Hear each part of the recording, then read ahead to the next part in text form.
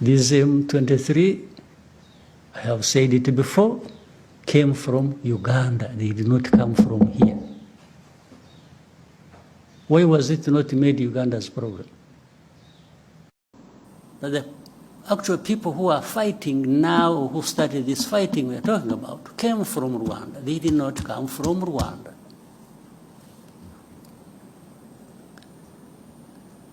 These leaders of M23 and the majority of their fighters came from Uganda, where they had been as refugees who ran away from, or as a result of solving the problem of 2012, 2013, when these people moved to Uganda and others came here. I remember for specific actually number, those who came here were between 500 and 600, whom we disarmed and gave back arms to the government of DRC at the time. And had been kept here for a long time until when things as they kept changing, the government of DRC used to send even their officials to come and speak to people here, where we had held them in camps, to speak to them purportedly to resolve their problems. It went on back and forth for a long time. The problems were never resolved. But these are not the ones who started the fighting. And if you want to see where these people, most of them are still here. The fighting was started by the main group that was in and from Uganda. So how did it become Rwanda's problem, honestly? What is the basis? And for how long do we explain this? Up to what point?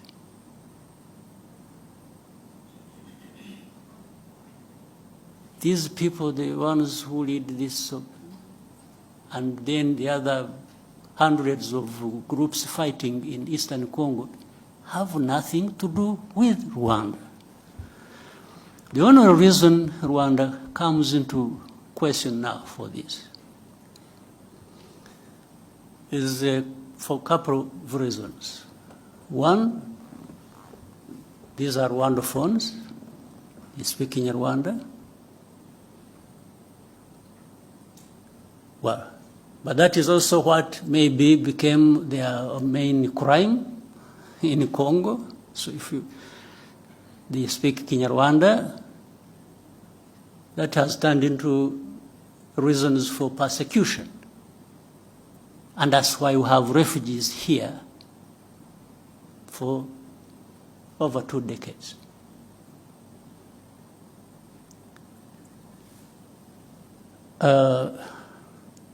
The other reason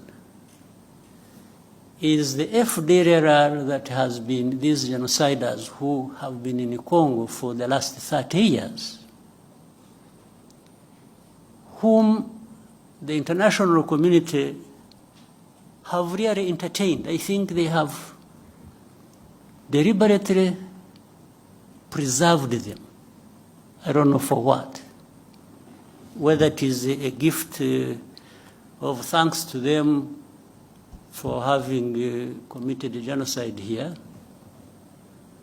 or preserved them because they are anti-Rwanda and government. Museveni is Tutsi, and he is the one who trained, together with people like Paul Kagame, in Tanzania, together with our liberation fighters. And when they came from those liberation camps, then Museveni went and took power from Obote, and then he put people like Kagame and the Hutus and the Tutsis into his army and intelligence. They then started murdering non-Tutsis who wanted power in Uganda, because they were majorities. And that's how Museveni becomes the president of Uganda as a Tutsi, and then he begins to assist Kagame together with the Europeans, the Americans, to then create a force that is going to take power in Rwanda. And then they must take power in Rwanda, instill a Tutsi in Burundi, and instill a Tutsi in Congo. So when they then succeeded in getting what do you call him? Kabila into power, Kabila refused to put Tutsis into his government. And when he refused, then Kagame and Museveni then sent their armies and rebels into Congo with an intention to remove Kabila. Kabila then ran to SADC. And that time SADC had an organ, or the military institution was called the organ, which was being headed by Mugabe. And he said, listen, they want to overthrow me. And he gave them the reasons why they want to overthrow. Mugabe sent a fact-finding mission that it consisted of Zambians, Namibians, Angolans, South Africans, and everybody from SADC region. And he realized that this was actually a problem. So they went to Uganda, they went to Rwanda, they couldn't find Museveni when they went to Uganda, they couldn't find Kagame when they went to Rwanda, but they got information that there was going to be an overthrow of Kabila, and then the UN was going to be forced to actually come up with a policy that says Congo must be broken down into 5 countries. Jeez. The 5 countries would then be easier to loot for the West through Uganda, Rwanda. 1963, when we met in one of the refugee camps in Uganda, where we were both living as refugees. That was at first time in Ankole, in a place called Nshungezi. Then we grew up together in that camp. Then we shifted and went to Toro, in another camp in a place called Gahunje, near Kamwenje, district headquarters. And all those years we grew up together. We studied together in a primary school. We only separated when I went to senior secondary school in Intare in Mbarara. And later on he went to Mbarara High School. But we were not in the same class in primary. There were some difficulties. We used to face a lot of difficulties in paying school fees and so on and so forth, and many times people used to miss years and were not able to continue the studies straight away. So that's how we had a difference I was a bit ahead of him at the time of. Now you'll see people who many people assumed were Baganda beginning to talk about who they are in Buganda. Many people came to work. They became friends and relatives with the local Baganda, adapted their culture, adapted their names, acquired assets, and they became, by identity, virtually the Baganda. Finga Baganda. We shall crush those enemies as we have done in the past. The issue is here. These Balalo have come to occupy land and displace people. There is a program, a deliberate program to make them settle. They are aided by power. Sanctions, James Kabarebe, sanctions, officers, sanctions for what? You are just foolish. Absolutely foolish. I used to come from, I was a young boy, in my 20s, 30s. I would come from Tanzania, come underground, come do underground work here, very dangerous work. Go back to Tanzania. Who was supervising me? The reason we fought Amin was not because Amin was killing, the killing people came later. But we were in our journey of Africa, unity, Pan-Africanism. Now we could see Amin could not understand. I'm your servant. I'm not your servant. I am just a freedom fighter. I'm fighting for myself, for my beliefs. That's how I come in. I'm not an employee. If anybody thinks he give me a job, he's deceiving himself. I am just a freedom fighter whom you thought could help you also. This war, this fighting that has been going on from its inception was caused by DRC, not by Rwanda. These same people who are fighting, right, for their rights, didn't come from here. So let me ask this directly, Mr. President. Today, on the 3rd of February, does Rwanda currently have any troops at all in Eastern DRC? I don't know. You're the commander-in-chief. Yeah, there are many things I don't know. But if you want to ask me, is there a problem in Congo that concerns Rwanda and that Rwanda would do anything to protect itself? I'd say 100%. Does this risk a war in the region? I don't know. I don't think. Another story of Rwanda's brutal history, documented in detail by journalist Judy Reaver in her book titled In Praise of Blood, The Crimes of the Rwandan Patriotic Front. Reaver's extensive research documents another mass slaughter, a second genocide, one carried out by Kagame's army. On the program today, a feature interview with Judy Reaver. We'll also hear a perspective from Kigali, Rwanda, and from an international human rights advocate. But we begin with Judy Reaver.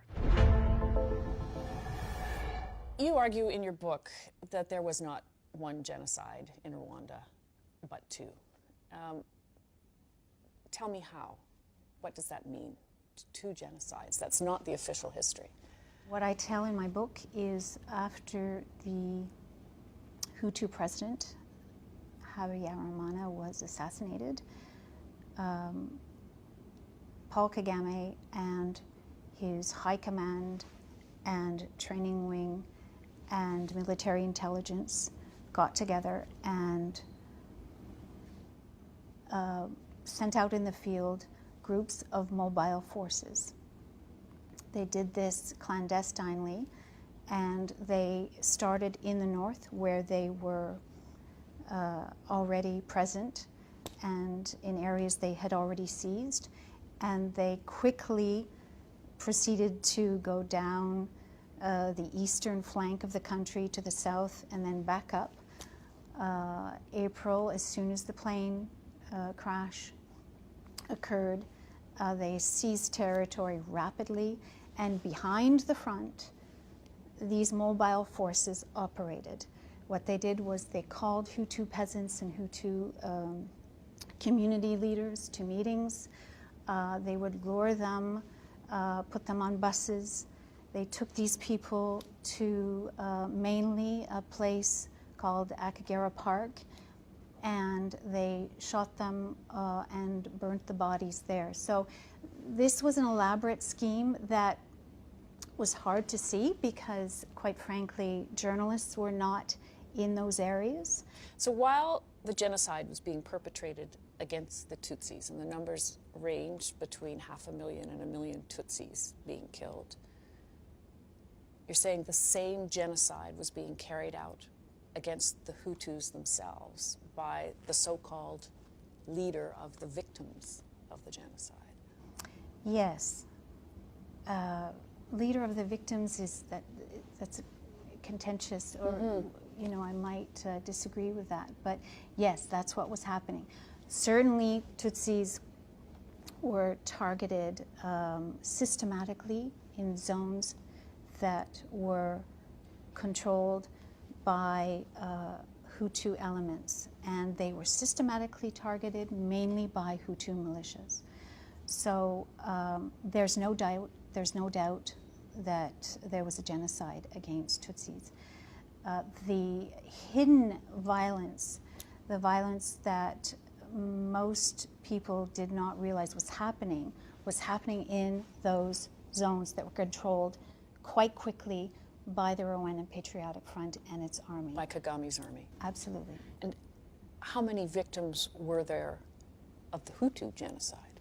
The way in which these killing squads operated gives an idea of the scale and scope of the killing and the victims. So we've had these estimates come from former soldiers, Kagame's former soldiers, and also his former officers, but a few people at the International Criminal Tribunal for Rwanda, investigators who looked at some of these killings, and they've said at least 500,000 Hutus would have been killed or more by Kagame's army during the genocide from April to July 1994 and in the months after. In the beginning, you were there like other journalists, as you mentioned earlier. At what point did you realize that you were covering a different story than the genocide against the Tutsis? I wasn't in Rwanda during the genocide, but I got a glimpse. First of all, I felt that there was a baptism by fire regarding who the Rwandan Patriotic Front was and how they operated. I got a sense of that in Congo. Right after Mobutu fell, President Mobutu Sese Seko was toppled by Kagame's troops in '97. So I went there a couple of days after that overthrow, and I went into the Congolese jungle with humanitarian workers who were local Congolese. And we were there, these were search and rescue missions, we were there to find survivors, Hutu refugee survivors, people who had been attacked from and chased from eastern Congo to western Congo. So I was in the forest south of Kisangani, and we found survivors, and they told me those stories. They told me the stories of how they'd been chased and their family members had been killed, slaughtered in the jungle. I had no idea that Kagame, who was at that point being elevated to a status of a leader of an African Renaissance, that his troops had actually done this, but they did, and it was systematic, and I interviewed one person after another, and I saw all these children. So then I realized, okay, something's wrong. From there, I started to ask more questions about why they had fled to Congo, first of all. Why the Hutus had fled. Exactly, why the Rwandan Hutus had fled, and why they stayed in Zaire, which was renamed Congo, why they wouldn't go back home. And it was then, during those interviews, but also months later, listening to my tape, that I started to understand that there was a whole other part of history that I hadn't heard of. You basically talk about a cover-up. Who's responsible for that cover-up? Well, the way in which the cover-up occurred is an interesting story, but the West is basically responsible. Powerful insiders at the United Nations, people in the US government who have covered for Kagame for many years. One of the first glimpses of the violence and the voices that were raised, the alarm, was during the genocide. There was a UN cable, for example, that was issued in May about Hutu peasants being chased and slaughtered by Kagame's army in May 1994 at the height of the genocide. And that cable must have been known to the UN peacekeeping force. So must have been known to Romeo Dallaire, you said? Absolutely. There is no doubt in my mind that that report, which was then handed to Refugees International and other NGOs, there's no doubt that that testimony and those stories of Hutus being slaughtered, burned, and chased into Tanzania, and then their bodies, the bodies of people who died, were dumped in the Akagera River. There's no doubt that the UN knew. The tribunal, the Rwanda tribunal as well, you suggest had elements of this story but didn't investigate? Well, the tribunal was set up in the aftermath of the genocide to investigate and try the most serious crimes. And obviously it was hard to investigate the crimes that Kagame's troops carried out while in Rwanda, under Kagame's thumb, while his regime was consolidating power after the genocide, the UN needed to investigate what the Hutu génocidaires had committed, what crimes they had committed. And at the same time, they set up a clandestine unit to investigate the crimes committed by Kagame's troops. But that was hard to do that probe, so most of the achievements they made or investigations were actually when they got a hold of defectors who had fled to Uganda. So the best they could do was to interview these people who were fleeing from the regime, and they did do that. And they came up with a fair amount of evidence, certainly very interesting prima facie evidence, enough to issue indictments. By that time, there was a chief prosecutor at the tribunal, an Italian woman, a Swiss-Italian named Carla Del Ponte, and she announced that she would have some indictments ready. It was about 2001, 2002, within a year. And by 2003, she was removed. And she was removed because at that time, the United States had a fair amount of influence. There were no indictments against Kagame's officers, against Kagame himself, ever issued. There were no international prosecutions. So all this to say is that the United Nations buried the evidence and basically cemented his impunity. There were other people on the ground. We mentioned Romeo Dallaire a minute ago. There were aid agencies, there were human rights investigators and other sort of independent human rights organizations.